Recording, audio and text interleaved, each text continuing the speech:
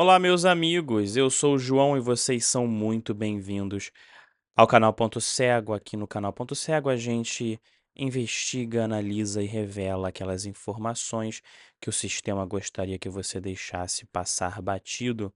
E esse é o quadro Leituras Proibidas. Aqui no Leituras Proibidas, a gente traz aqueles livros, artigos e outros materiais em geral que ninguém gostaria que você tivesse acesso. Então, se você gosta de ter sempre mais informações, se tornar uma pessoa mais inteligente e ser capaz de pensar por conta própria, esse canal e esses vídeos são para você. Antes, meu amigo, minha amiga, de entrar no tema de hoje, eu queria até aí compartilhar sobre um pouco do formato do nosso canal. Eu gosto de gravar assim de uma forma mais direta, como se a gente tivesse quase que ao vivo, porque eu quero manter e quero criar essa noção aí de um bate-papo, né? Como se vocês estivessem vindo aqui em casa, como se vocês estivessem comigo em um clube do livro e a gente estivesse trocando ideia, tá bom? Então, é justamente por isso que eu gravo aqui no meu escritório, eu gravo aqui no meu ambiente de estudo, onde eu escrevo, onde eu leio, onde eu preparo o material e o conteúdo que eu trago para vocês aí toda semana. Agora, para a gente entrar no tema de hoje, eu gostaria de começar fazendo uma breve reflexão com vocês. Já pararam para pensar quantas vezes durante o dia a gente recebe conteúdo? Já pararam para pensar o quanto de informação a gente recebe, seja por meio do navegador, de internet, seja por meio de um celular, seja por meio dessa plataforma que vocês estão usando, ou até mesmo em conversas, com pessoas ali durante o seu dia? Já parou para pensar o tanto de informação que é jogado na nossa mente, que é jogado diante dos nossos olhos? Mas também já parou para pensar que talvez toda essa informação, ou boa parte dela, não seja para te informar, mas seja para te convencer a fazer ou deixar de fazer alguma coisa? Pois é, meus amigos, hoje a gente vai tratar de um tema importantíssimo, um tema fundamental para a gente entender como o mundo funciona e como as elites estão muitas vezes trabalhando contra nós, tentando dominar a nossa mente e a nossa vontade. O tema de hoje é propaganda e a gente está baseando a nossa conversa no livro de mesmo nome do autor Edward Bernays. Antes da gente começar a falar do livro, vamos então falar de quem foi o autor. Quem foi Edward Bernays? Edward Bernays, meus amigos, ele nasceu no ano de 1891 e faleceu em 1995. Ele nasceu na Áustria e passou boa parte da sua vida nos Estados Unidos. Ele é considerado o pai das relações públicas modernas e não é nenhum exagero dizer que ele redefiniu a forma como governos, instituições e corporações lidam com a opinião pública e influenciam as massas. Não sei se você sabe, mas o trabalho mais famoso do Edward Bernays foi na campanha Torches of Freedom, ou Tochas da Liberdade, que incentivou o consumo de cigarro entre mulheres e ali se tornou um símbolo da emancipação feminina. O Edward Bernays também trabalhou para a P&G, ou a P&G, a General Electric, e ele teve envolvimento com operações da CIA organizadas pelo governo americano na Guatemala ali em meados do século XX. E tem um detalhe muito interessante sobre a biografia do Edward Bernays, é que ele era, né, sobrinho de Freud, ou seja, lidar com a mente humana era negócio de família há muito tempo. E antes da gente aliás, né, agora que a gente já está entrando na na obra do Bernays, no livro Propaganda, eu queria compartilhar com vocês uma impressão que eu tive. Eu fiquei muito surpreso, eu fiquei muito, digamos assim, satisfeito ao ler o livro. Por quê? Porque apesar do livro ele ter esse nome, né, propaganda, e hoje em dia a gente está acostumado a falar sobre a propaganda, em especial lidando com ideologias políticas e lidando com narrativas, o livro que a gente vai estudar juntos hoje, ele não é um livro panfletário. Ele não é um livro ideológico. O Bernays ele não está defendendo esquerda ou direita, ou capitalismo, ou socialismo, nada disso.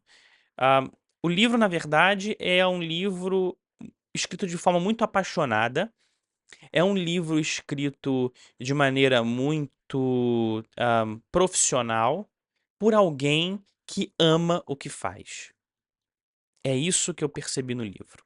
Ele é um livro muito bem escrito, ele é um livro curto, tem apenas 130 páginas, mas ele traz uma densidade de conceitos e de exemplos que vão tomar o seu tempo e que vão fazer você refletir na maneira como você interage aí com, com vários aspectos da, da sua vida.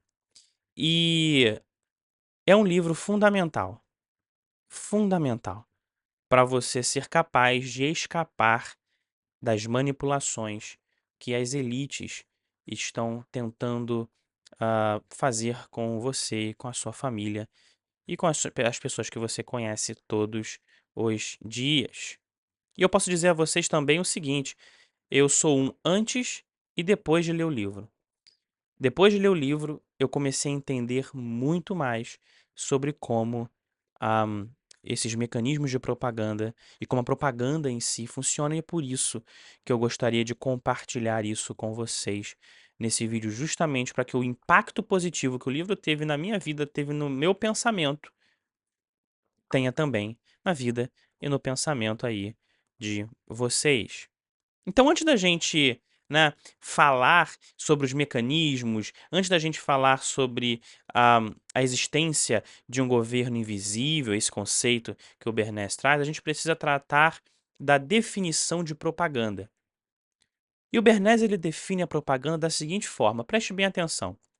Ele diz que a propaganda é o esforço consistente para criar ou moldar eventos que influenciem as relações do público com respeito a um empreendimento, ideia ou grupo. Ou seja, propaganda é um esforço planejado, contínuo e mensurável para instrumentalizar o público a favor ou contra alguma coisa. A favor ou contra alguma ideia. Meus amigos, a gente precisa também entender que a, a propaganda, esse esforço, né, esse conjunto de atividades e atitudes consistentes para instrumentalizar a vontade do público, na visão do Bernays, ela é necessária. Ela é necessária para organizar o caos da sociedade moderna. Porque, segundo o Bernays, se não existisse a propaganda, se não existisse esse conjunto de mecanismos sendo operados por uma elite, a sociedade entraria em mais absoluta caos e possivelmente autodestruição. E aí ele diz o seguinte: olha, a manipulação consciente e inteligente dos hábitos organizados e das opiniões das massas é um elemento importante das sociedades democráticas. Aqueles que manipulam esse mecanismo invisível constituem o governo invisível, que é o verdadeiro poder. Prestou atenção no que eu li? Ele diz: a manipulação consciente e inteligente dos hábitos organizados e das opiniões das massas é um elemento importante das sociedades democráticas. A manipulação consciente. Ou seja, existem pessoas que estão ali nos bastidores utilizando mecanismos de propaganda para mexer as cordinhas da opinião pública. Existem pessoas por trás dos bastidores que estão ali administrando a forma como as pessoas pensam, a forma como as pessoas agem, a forma como as pessoas lidam e recebem informação. E o Bernays diz que isso é necessário para organizar as sociedades democráticas. Essa sociedade que a gente entende que não todo o poder pertence e emana do povo, todo o poder está nas nossas mãos, porque nós somos a maioria, porque nós somos as pessoas, nós temos o poder de decisão política, de comprar ou não algo, de vender ou não algo, de agir de determinada forma ou não. Na verdade, existem pessoas que estão manipulando a nossa mentalidade coletiva.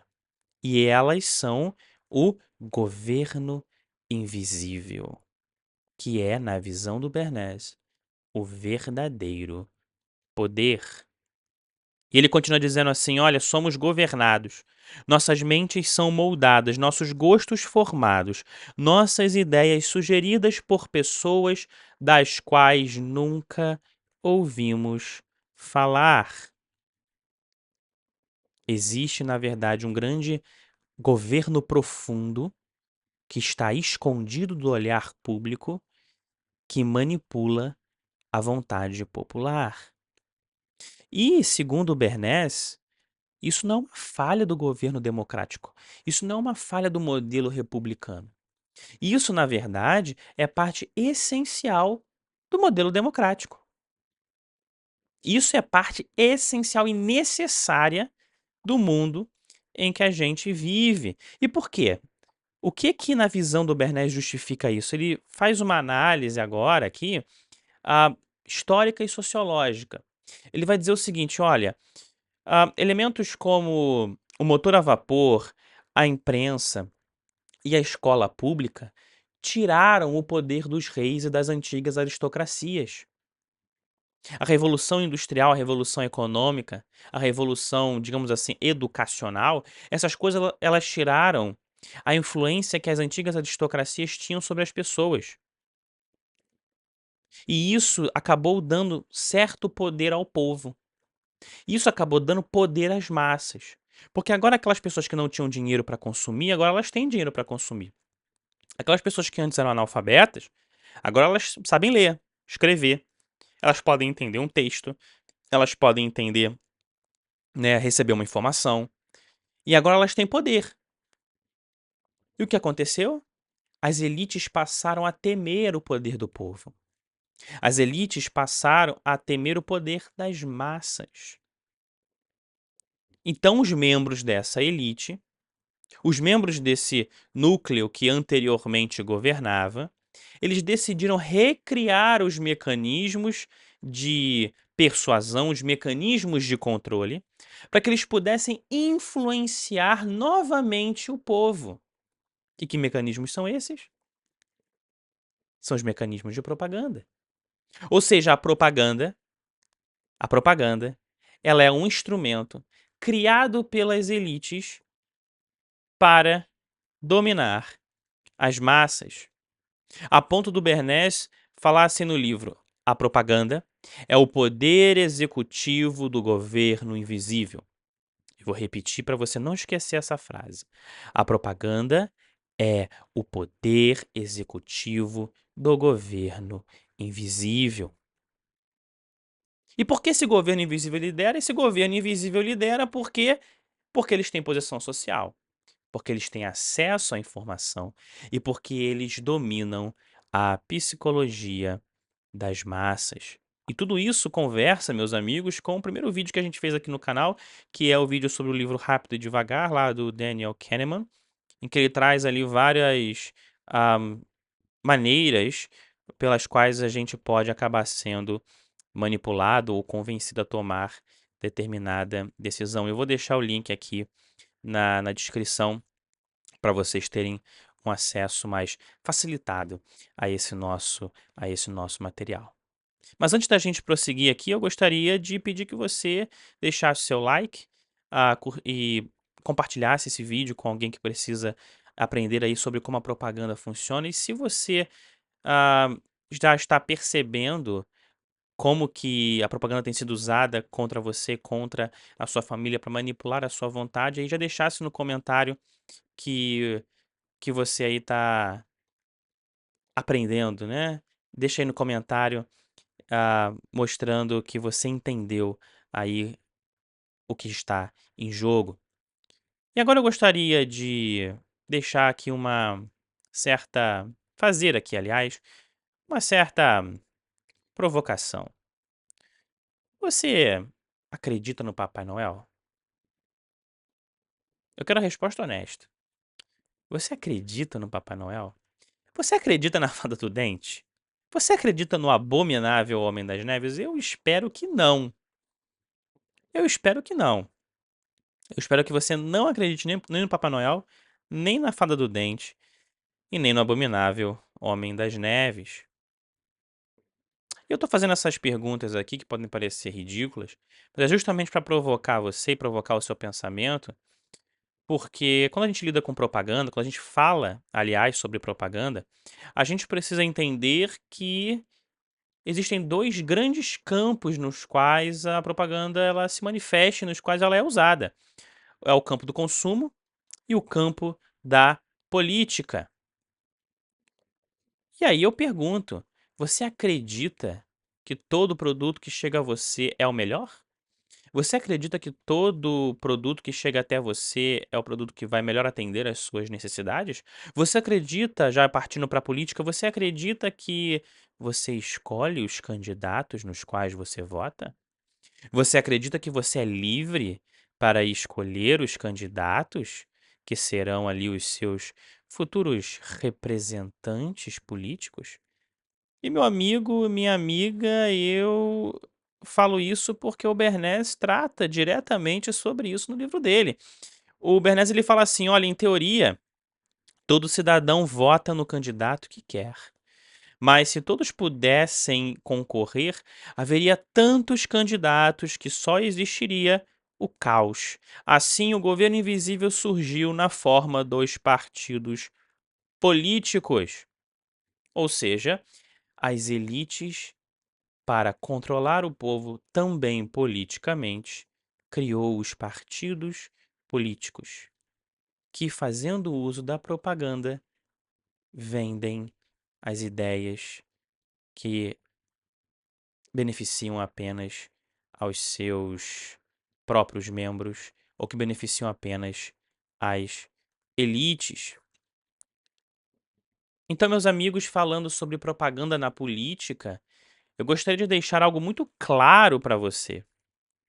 Antes de você escolher o seu candidato, antes de você pensar em quem você vai votar, alguém já escolheu as opções possíveis para você. De maneira que a gente não vota no candidato que a gente quer. A gente vota nos candidatos que o governo invisível, que a elite quer que a gente vote. Em especial no Brasil, onde a filiação partidária é obrigatória. Ainda hoje no Brasil você não pode ser candidato independente. Você é obrigado a se filiar a um partido político. E esse partido escolhe lançar a sua candidatura ou não. De forma que nós, no nosso país, temos os nossos candidatos ali, especialmente no ano que vem, ano de 2026, onde a gente vai ter as eleições federais. Os candidatos, na verdade, eles não são escolhidos diretamente por nós, eles são pré-selecionados pelos caciques dos partidos políticos e nos são entregues para que nós apenas os legitimemos com o voto ou não. Na verdade, não somos livres para escolher os nossos candidatos. Eles já foram escolhidos por nós. A gente apenas assina embaixo. Ou não. É como um cardápio, né? Você já chegou você chega no restaurante ali, aí você fala assim: o que que eu vou comer? Aí te entrega uma lista ali com vários pratos. Macarrão, a lasanha, carne, frango. Aí você vai lá e escolhe. É basicamente isso. É basicamente assim que funciona a nossa política. Nós recebemos um cardápio a cada 2 anos. né? Porque a gente tem eleição municipal e eleição federal. A cada 2 anos a gente recebe um cardápio e a gente escolhe dentro do cardápio. Mas nós somos convencidos, ou melhor, tentam nos vender a ideia de que, na verdade, nós somos livres para escolher qualquer candidato, né, e votar em qualquer um. E somos convencidos, ah, de que qualquer um pode se candidatar. E a gente acaba ali fazendo a nossa parte, que é simplesmente chancelar ou não os candidatos que chegam até nós. Mas por que que a gente aceita isso? Porque por que que a gente aceita essa situação? A gente aceita essa situação porque, segundo o Bernays, ele diz o seguinte: olha, na prática, se cada cidadão tivesse que estudar todos os dados de todos os assuntos, isso seria impossível. Se cada cidadão, se cada pessoa tivesse que ir atrás de tudo por si só, nenhuma decisão poderia ser tomada. De maneira que, voluntariamente, ou talvez nem tão voluntariamente assim, a gente concorde que o governo invisível use a propaganda para reduzir o nosso campo de escolha na política, nos relacionamentos e na forma como nós consumimos. E assim, o governo invisível, assim as elites, elas vão criando os padrões de costume, elas vão criando a cultura, elas vão criando o consumo, eles vão administrando a política e até mesmo a forma como nós nos relacionamos e lidamos com a nossa vida no dia a dia. Mas diariamente somos convencidos de que somos livres. Todo dia você vai receber aquela bomba de informação que tenta dizer que você, na verdade, é um ser livre, livre de amarras, totalmente independente. Isso é uma ilusão. É uma ilusão confortável? Sim, é uma ilusão confortável. Mas ainda assim é uma ilusão. E com essa informação em mãos, meus amigos, agora vocês têm a opção: continuar vivendo a ilusão ou despertar para uma vida muito mais consciente e muito mais atenta àquilo que estão tentando fazer você engolir. E agora vale a pena a gente analisar algumas das ferramentas que são usadas para isso, né? Porque a gente veio aqui definindo o que é propaganda, trazendo a explicação do Edward Bernays de por que a propaganda ela é ou ela seria necessária. A gente fez aqui uma análise de como a propaganda ela é usada na política por meio dos partidos políticos para controlar o nosso voto, para controlar a nossa escolha de representantes. Mas também é importante a gente entender as ferramentas que são usadas pela elite.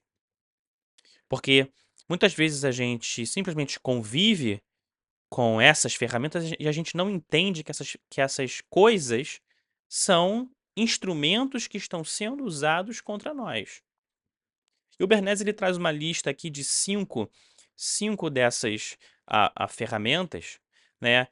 Lembrando que o livro foi escrito ali na década de 60 do século passado, então a gente precisa fazer algumas atualizações, mas essas ferramentas elas ainda estão sendo usadas. E qual é a primeira ferramenta? A primeira ferramenta, meus amigos, é o jornal. Ainda hoje, o jornal ele é uma poderosa ferramenta de propaganda. Apesar de ter perdido leitores, apesar de, em certa medida, ter perdido o seu prestígio, o jornal ele ainda é capaz de moldar as relações e as reações sociais. Porque veja, o jornal ele é um recorte da realidade. O jornal ele não é Não acredite nisso, tá? Nenhum jornal ele vai trazer para você toda a realidade. Todo e qualquer jornal, seja um jornal de cobertura nacional, seja um jornal de abrangência mundial, seja um jornal de abrangência local, todo jornal ele vai trazer para você um recorte da realidade. É impossível reportar tudo. É impossível reportar tudo o que acontece no mundo o tempo todo. Então os jornais eles vão fazer um recorte da realidade de acordo com as preferências do público que consome esse jornal. De forma que não existe jornal sem viés. Não existe jornal sem lado. Não existe jornalismo neutro. Todo jornal, todo jornalismo tem um lado. Todo veículo de imprensa tem um lado. Não se esqueça disso ao consumir matérias, não se esqueça disso ao consumir notícias.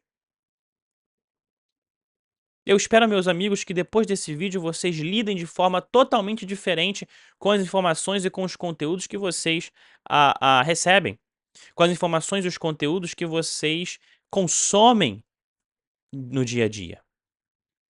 Em especial o jornal. Seja o jornal na televisão, seja o jornal impresso, seja o jornal numa página de Instagram, numa página de Facebook, enfim.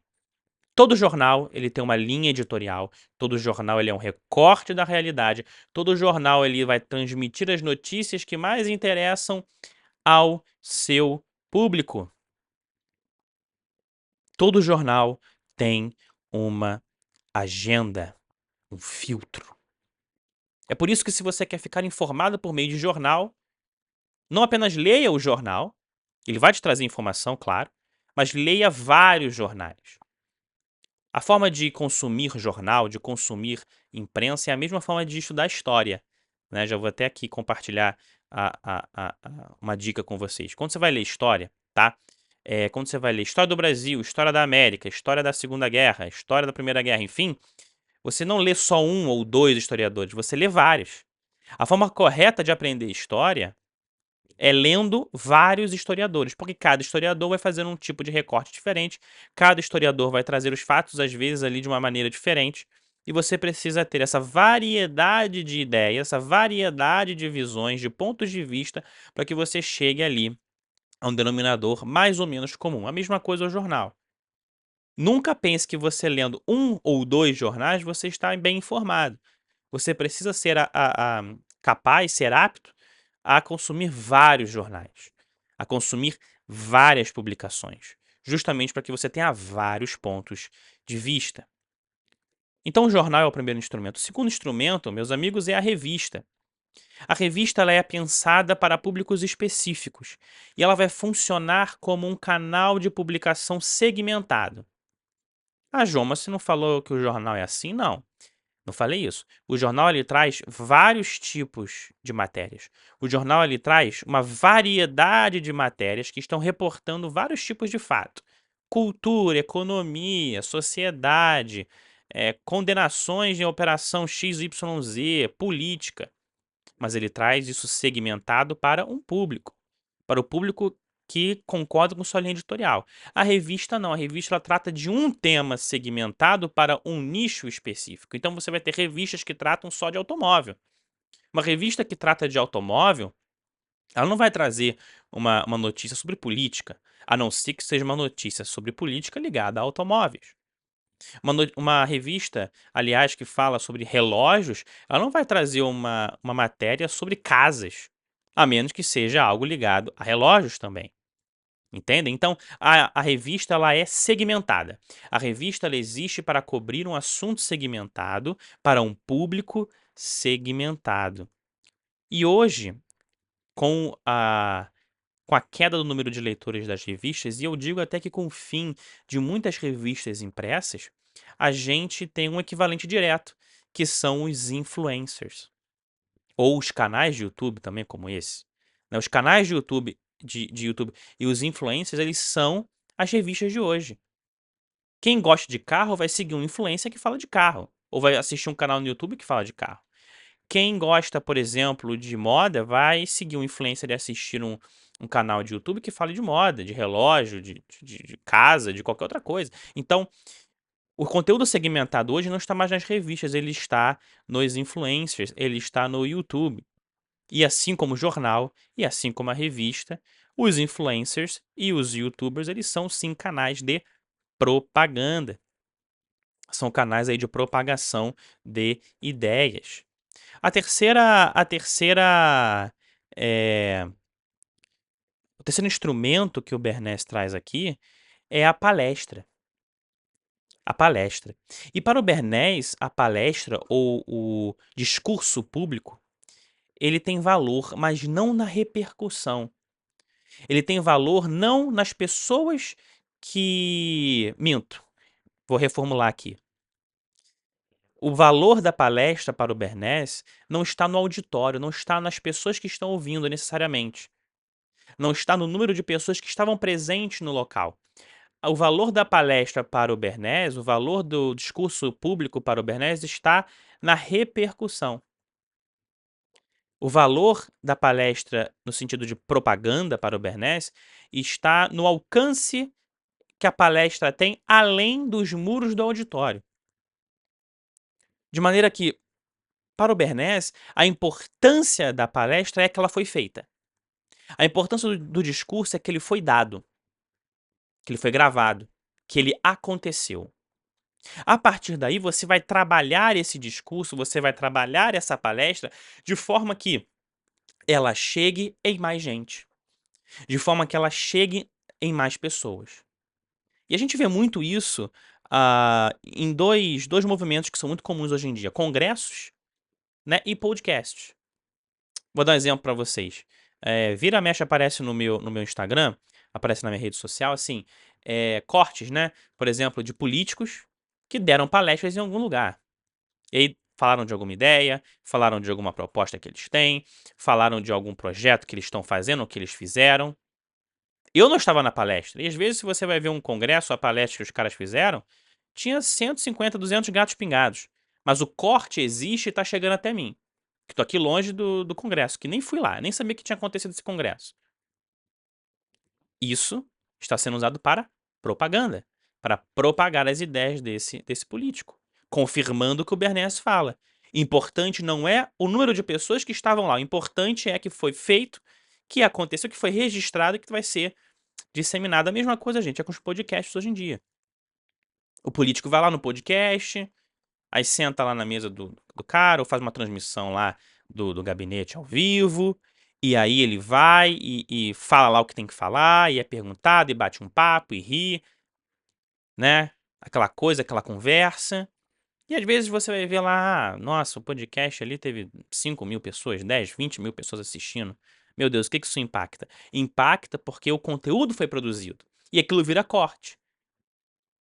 Aquilo vira corte e vai para várias outras redes sociais. Aquilo vira corte e é consumido por milhões de pessoas, muitas vezes, por milhares de outras pessoas que nem estavam ao vivo quando aquilo aconteceu, que muitas vezes nem seguem aquele canal. Isso acontece direto comigo. Às vezes eu recebo ah, cortes de podcast que nem que eu nem sabia que existiam. Mas tá lá, aparece uma personalidade tal falando sobre tal coisa. Às vezes o assunto é interessante, eu não nego. Mas esse é o valor. Foi feito. Foi gravado, foi registrado. O discurso foi entregue. Agora basta ali trabalhar esse discurso. Então nós já tivemos aqui como instrumento, né, que a gente analisou o cinema, a revista e a palestra. Minto.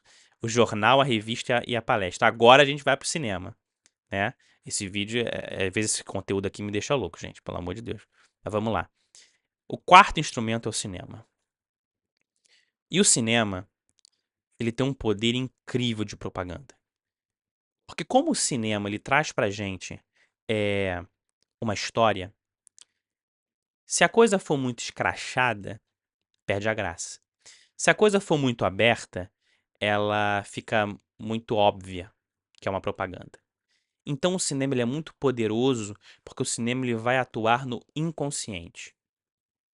O Bernays ele define o cinema como o maior meio inconsciente de propaganda. Qual é a função do cinema?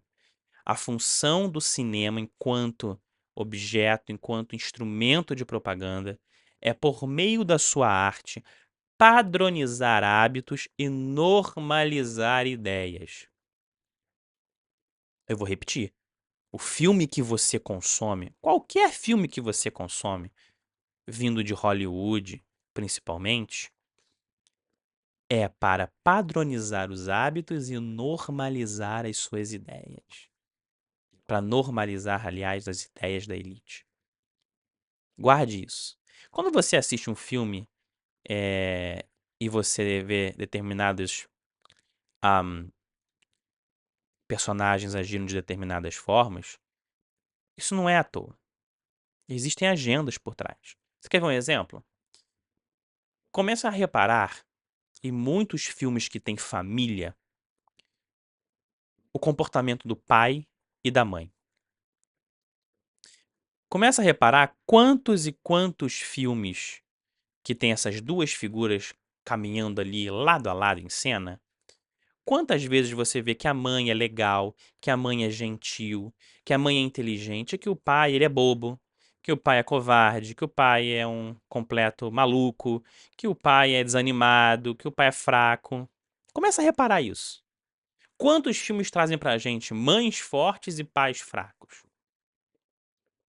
Quantos filmes trazem pra gente a filha como a menina certinha, organizada e exemplar, e o menino, né, quando a menina tem um irmão ali, o menino como problemático, como bagunceiro, como rebelde.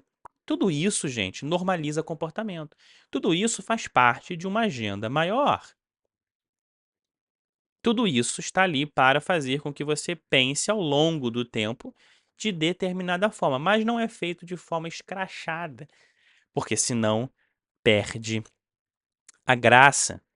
Porque senão você acaba percebendo e aí a magia do cinema acabou. A quinta ferramenta da propaganda, ela tem até um pouco de relação com o cinema.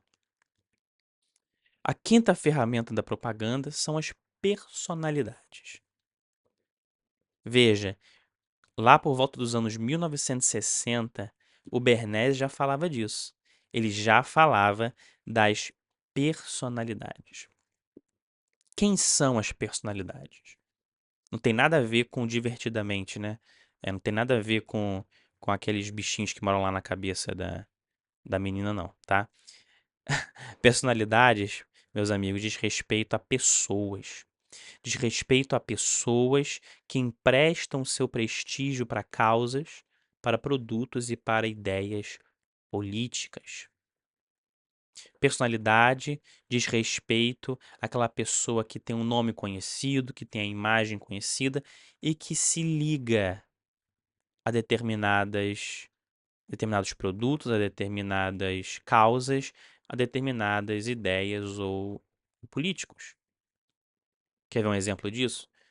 Nunca se esqueçam de que na última campanha presidencial americana, onde a gente tinha Donald Trump e Kamala Harris competindo pelo cargo de presidente dos Estados Unidos, nunca se esqueçam de que muitos artistas que são já bilionários ou multimilionários eram pagos para subir ao palco, em especial da Kamala Harris, para apertar lá a mão dela e dizer: olha, a gente está aqui junto, viu? A gente está trabalhando unidos por uma causa comum, que é salvar essa grande nação. Ou seja, os políticos sabem o poder das celebridades, o poder das personalidades famosas e usam isso a seu favor. E usam isso para fazer você olhar o seu artista favorito lá apertando a mão de fulano de Beltrano e fazer com que você acredite que fulano e Beltrano são pessoas maravilhosas, porque afinal de contas, se o meu ídolo artístico gosta, por que eu não vou gostar? É para te convencer, é para fazer com que você baixe a guarda, fazer com que você, sabe, se convença daquilo. Se você, e eu retorno aqui ao nosso vídeo lá sobre o livro Rápido e Devagar, Se você assistiu aquele vídeo, você vai se lembrar do efeito halo, que é o efeito aura, né? Quando você gosta de alguém, quando você aprecia aquela pessoa, você simplesmente acredita que tudo que aquela pessoa faz é bom. E quando você não gosta daquela pessoa, você simplesmente acredita que tudo que aquela pessoa faz é ruim.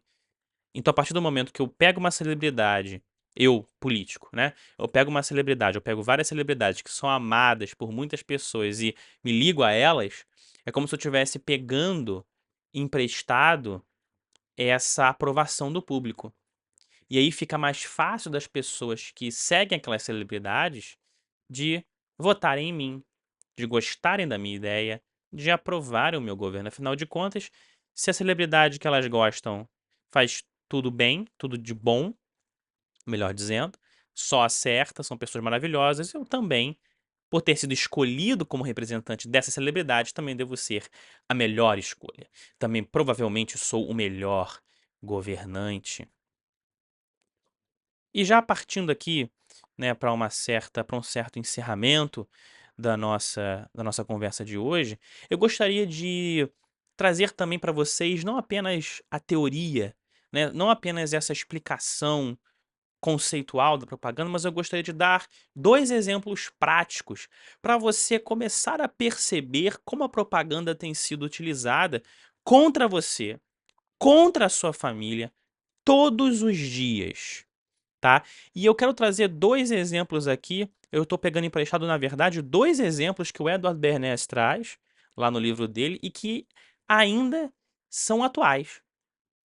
Que apesar de terem sido trazidos para a gente há 50 anos, mais de 50 anos, aliás, 65 anos atrás, mais ou menos aí, no livro, eles ainda são usados contra nós hoje e são exemplos de coisas que ainda acontecem. Tá? Então, lá no livro, o primeiro exemplo que o Edward Bernays traz é o exemplo do veludo, tá? Ele descreve o seguinte: olha, o veludo, na época que ele estava lá escrevendo o livro, né, no meados ali do século XX, né, um pouco antes dali de quando, na verdade, ele estava escrevendo o livro, ele disse o seguinte: olha, o veludo estava fora de moda. Ninguém queria usar veludo. Era pós-guerra, pós-Primeira Guerra, era pós-Segunda Guerra. Ninguém queria usar veludo, não era bem visto. Estava em baixa. E os produtores de veludo eles estavam em crise. Então, o que que eles fizeram, esses produtores? Eles mandaram alguns agentes comerciais, perdão, e de marketing para Paris. Esses agentes eles tinham um objetivo. O objetivo desses agentes, meus amigos, era influenciar os ateliês de costura, né, as maisons, as casas de costura, a utilizarem o veludo. Esses agentes foram enviados para vender literalmente o produto, para vender o peixe para as casas de alta costura. Logo em seguida, quando essas casas começaram ali a costurar usando o veludo, rapidamente esses agentes fizeram, e até o Edward Bernays usa esse termo, com que algumas duquesas e condessas elas aparecessem em público usando veludo, usando peças feitas com esse tecido. Hoje, né, se alguém mandasse agentes para lidar com essa a falta de interesse em um produto, eles teriam pedido com que algumas celebridades, algumas cantoras, algumas atrizes ali aparecessem vestindo roupas feitas em veludo, tá? E aí, quando essas mulheres apareceram vestindo veludo, as revistas de moda elas repercutiram essa informação. Elas fizeram matérias sobre isso. Essas matérias chegaram até o nível das lojas de departamento e dos consumidores em geral, dizendo: olha, o veludo voltou a estar na moda. Olha, essa celebridade está usando veludo, aquela celebridade estava usando veludo. Veja como são elegantes, veja como o veludo é um tecido bom, o veludo é um tecido nobre. E aí, as pessoas começaram a desejar usar coisas feitas em veludo. De forma que as lojas de departamento precisaram começar a adquirir o tecido e a produzir peças feitas com esse material para venderem ao grande público. Por óbvio, Essa grande procura pelo veludo, pelo material, fez com que os produtores que antes estavam quase indo à bancarrota ganharem muito dinheiro. Perceberam então, meus amigos, nesse exemplo, o esquema? Perceberam os beneficiários? Perceberam que eles estavam sem dinheiro, então eles usaram os mecanismos de propaganda e convencimento para fazer com que o público que nem sabia desses produtores de veludo se interessasse por roupas feitas no material e assim despejassem toneladas de dinheiro nas contas desses produtores. Resultado: um tecido antes morto voltou a dominar as vitrines do mundo inteiro. E o consumidor ali achando que simplesmente decidia sozinho usar roupas de veludo, quando na verdade havia toda uma cadeia de propaganda empurrando e causando esse desejo nas massas. O segundo exemplo que o Bernays traz é o do bacon. Ele, ele discute ali o seguinte: olha, vamos supor aqui que eu queira introduzir. Isso, na verdade, é até um plano de campanha do Edward Bernays, viu? Guardem isso. Ele diz o seguinte: olha, eu quero introduzir o bacon como um alimento saudável na dieta das pessoas. Eu quero introduzir o consumo de bacon. Troque bacon pelo que você quiser: café, marshmallow, chocolate, sei lá, chá, enfim. Quero introduzir o bacon como alimento saudável. Convencer o público diretamente pode ser difícil. Convencer o público diretamente pode custar muito dinheiro. Pode ser muito complicado. Vai gastar aí uma nota pesada, uma nota grande, uma grana grande. Mas convencer os médicos pode ser muito mais fácil e muito mais barato. Até porque existem muito menos médicos do que pessoas que não são médicos, do que público leigo. Então, o que eu faria? O Edward Bernays diz, né? No livro, ele diz assim: olha, o que eu faria? Eu convenceria os médicos por meio de propaganda direcionada para os médicos, eventos, publicações. E uma vez que os médicos aprovassem a ideia e começassem a recomendar para os pacientes, o público iria aderir. E o público iria aderir com base em recomendação médica. Ou seja, a propaganda criaria um discurso de autoridade que o público seguiria. Porque o público vê o médico como uma autoridade absoluta no quesito de saúde. Então, se o médico recomendou, eu vou aderir. Se o médico mandou, eu vou obedecer. Se o médico falou, eu sigo. Então aqui nós temos três atores envolvidos, meus amigos. Nós temos o beneficiário, que seria a indústria do bacon. Nós temos um intermediário legitimador, que é uma autoridade, nesse caso o médico. E nós temos o público-alvo, que somos eu e você. Os consumidores, aqueles que despejam aí toneladas de dinheiro no bolso dos beneficiários das campanhas publicitárias, das campanhas de propaganda.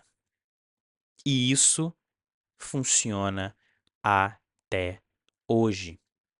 Isso funciona até hoje. É incrível como que nada mudou na psique humana. Como nada mudou na forma como nós, enquanto massa, agimos. Basta você ver aí o número de, por exemplo, de marcas de luxo, produtos de luxo que antes não eram conhecidos de ninguém. Do nada, se popularizaram de uma forma absurda, fazendo pessoas se endividarem até apenas para poderem ter aquele produto. Pense aí em qualquer produto que você consome e você vai ver que esse tem sido o roteiro seguido pelos publicitários há décadas. Há muito, muito tempo. De forma que, na verdade, nós não somos livres para escolher os produtos. Nós somos livres para escolher aquilo que nos é apresentado. E muitas vezes não necessariamente vai ter aí a melhor qualidade ou vai ter a melhor, as melhores características que nos atendem. São apenas ali os que são mais anunciados. Muitas vezes um produto ele não tem as melhores características, mas ele tem um melhor marqueteiro por trás. Isso também vale para a política, que é justamente o que a gente vai chamar aqui de campo de batalha final da propaganda. A política ela é o campo de batalha final da propaganda. E o Bernays ele diz o seguinte: olha, o uso da propaganda é essencial à vida política. O Edward Bernays diz que o uso da propaganda ele é fundamental para a vida política de um país. Por quê? Porque a voz do povo, para o Bernays, raramente representa a sabedoria. A gente tem aquele ditado que diz, né? A voz do povo é a voz de Deus. Para o Bernays isso é uma mentira. Na verdade, a voz do povo ela vai representar o que foi plantado na mente do povo. A escolha do povo, ela reflete as ideias que as pessoas têm. Não uma sabedoria difusa, uma sabedoria que está ali no ar. E para Bernays é muito importante que o político que quer ser bem-sucedido ele siga os seguintes passos. Primeiro, que ele entenda as emoções humanas. O político bem-sucedido precisa entender as emoções do público. Como o público reage, como o público pensa diante de determinado material, de determinado fato. Ele precisa saber manipular essas emoções de medo, de raiva, de ganância, ódio. O político bem-sucedido, para o Bernays, ele precisa saber lidar com a mente das pessoas, com aquilo que elas anseiam. Um outro aspecto do político bem-sucedido para o Bernays é a dramatização da campanha. O que é isso? Vou dar um exemplo para vocês de uma dramatização de ideia política que tem acontecido no Brasil há muito tempo já. Não sei se vocês se lembram, eu pelo menos não recebo mais nenhum conteúdo assim, então não posso dizer se está acontecendo hoje, né? Mas aconteceu durante muito tempo. Eram aquelas campanhas que eram assim, dia sem imposto, né? Combustível sem imposto. Então o pessoal ia lá, tinham alguns postos de gasolina que vendiam a gasolina, vendiam o combustível como se não tivesse imposto. E ali o litro saía, vamos dizer, de 5 para 4,50, 5 para 3,20, dependendo do lugar. Eu tô aqui chutando o número, tá? Não tenho o número de cabeça, não sei o número, tá? Só chutando. Então as pessoas iam lá, compravam, pagavam mais barato, economizavam ali no combustível. E todo o objetivo era mostrar o seguinte: olha, como seria mais fácil a nossa vida se nós não pagássemos imposto no combustível? Olha como seria barato se a gente não pagasse imposto no litro de combustível, como a gente paga hoje. Olha como sobraria mais dinheiro no seu bolso. Isso é dramatização de campanha.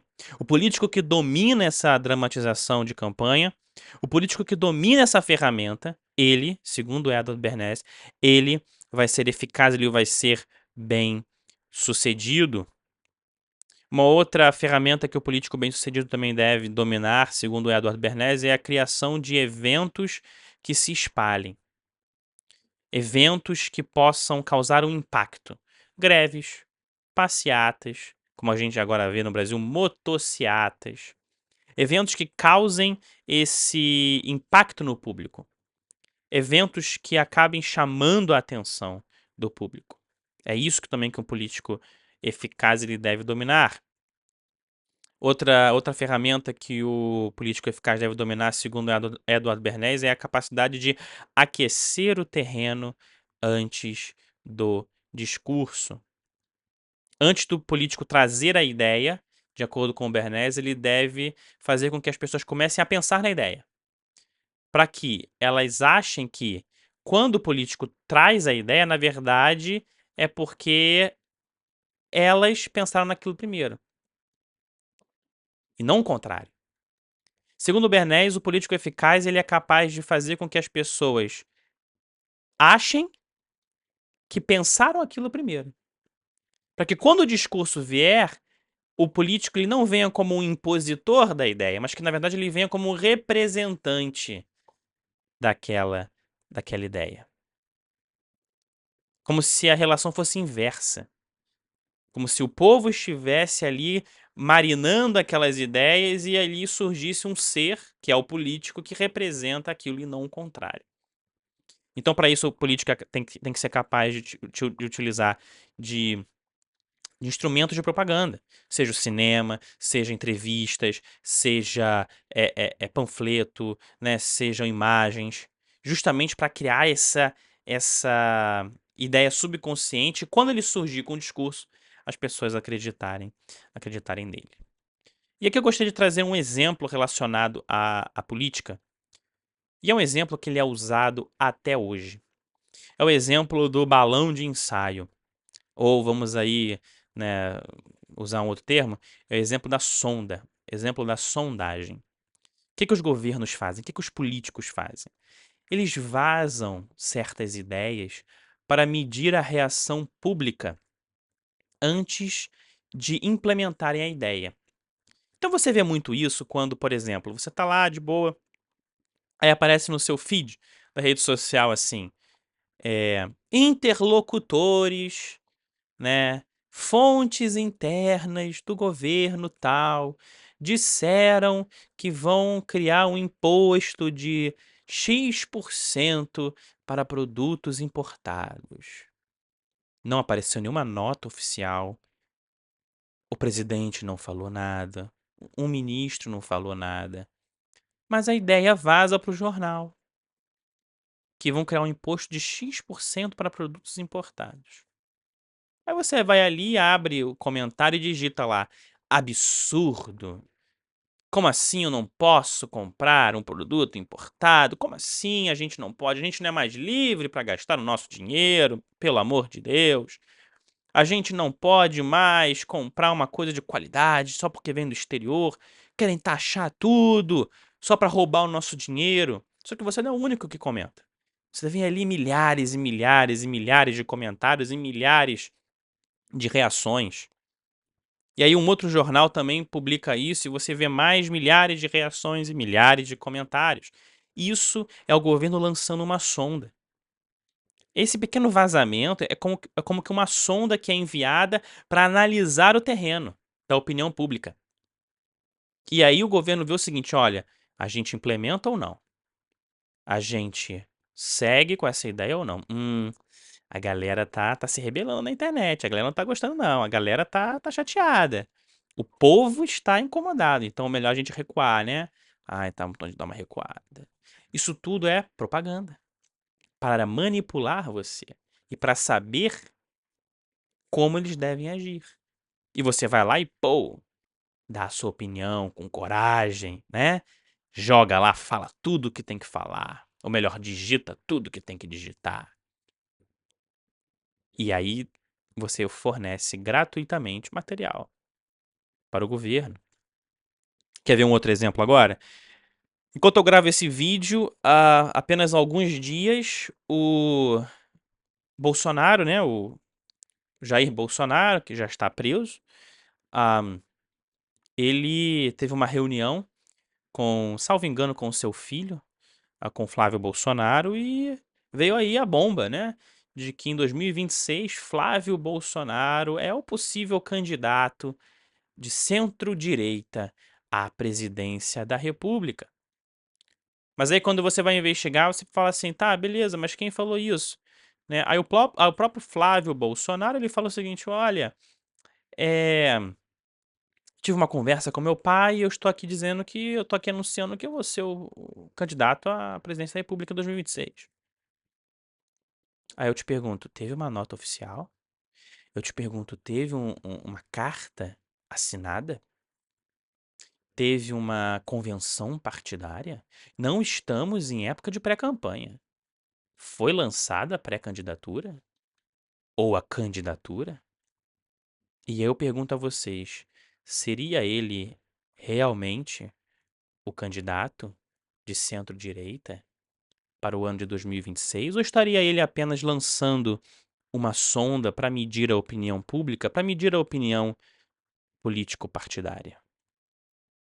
Seria isso apenas uma estratégia de propaganda ou de fato ele irá concorrer à cadeira da presidência em 2026? Meu amigo, minha amiga, se você assistiu esse vídeo até aqui e não sabe a resposta, é preocupante. É claro, claro que é propaganda. É claro que a gente está diante de uma tentativa de manipulação da opinião pública. É claro que isso é uma estratégia política. É claro que ele não será candidato. Eu duvido. É claro que ele está apenas usando a, essa pequena oportunidade aí que ele tem de falar com as câmeras ali para não só medir, né, como eu já falei, a opinião pública, mas também ali para encarecer o passe. Isso é clássico na política brasileira. É claro que a intenção não é lançar o Flávio Bolsonaro como candidato à presidência. Existem outras intenções por trás que a gente não sabe ainda. Mas isso é propaganda. E meus amigos, se vocês assistiram esse vídeo e ainda não entenderam isso, e não entenderam o tipo de coisa que está sendo usado para manipular você e a sua família, eu fico muito, muito preocupado. Porque essa tem sido a estratégia das elites desde muito tempo. Então, meus amigos, antes de acreditar que vocês estão completamente no controle das suas escolhas, lembre-se dos ensinamentos de Edward Bernays. Quando vocês estiverem diante de uma campanha política ano que vem, lembre-se dos ensinamentos do livro Propaganda. Quando vocês estiverem diante do seu celular ou diante da sua televisão ou lendo um jornal ou consumindo qualquer outro produto de mídia, lembre-se de que tudo isso está sendo usado para manipular você, para manipular as pessoas que você ama, para manipular a sua vontade. Lembre-se de que tudo isso é um grande instrumento das elites para que você faça a vontade deles. Nunca se esqueçam de que a propaganda não morreu e nunca morrerá. Ela apenas muda de formato e vai ficando mais forte, mais sofisticada e mais silenciosa do que nunca. E se você quiser que eu traga outros livros do Bernays, outros materiais dele, ou outros livros sobre esse assunto, para que a gente continue desvendando os mecanismos da propaganda e do convencimento que esse governo invisível, que essas elites têm usado contra nós, deixa aqui nos comentários. E claro, curta, comente e compartilhe. Compartilhe esse vídeo com aquela pessoa que ainda não entendeu que o jornal que ela consome todos os dias é, na verdade, um grande instrumento de propaganda. Compartilhe com aquela pessoa que você ama, que precisa entender que os filmes e séries que ela assiste são ferramentas para a normalização de comportamentos que as elites querem implementar. Compartilhe com aquela pessoa que ainda é muito inocente e que não percebeu que existe um grande jogo de manipulação por trás. E se inscreva no canal para continuar vendo aquilo que o sistema prefere que fique nas sombras.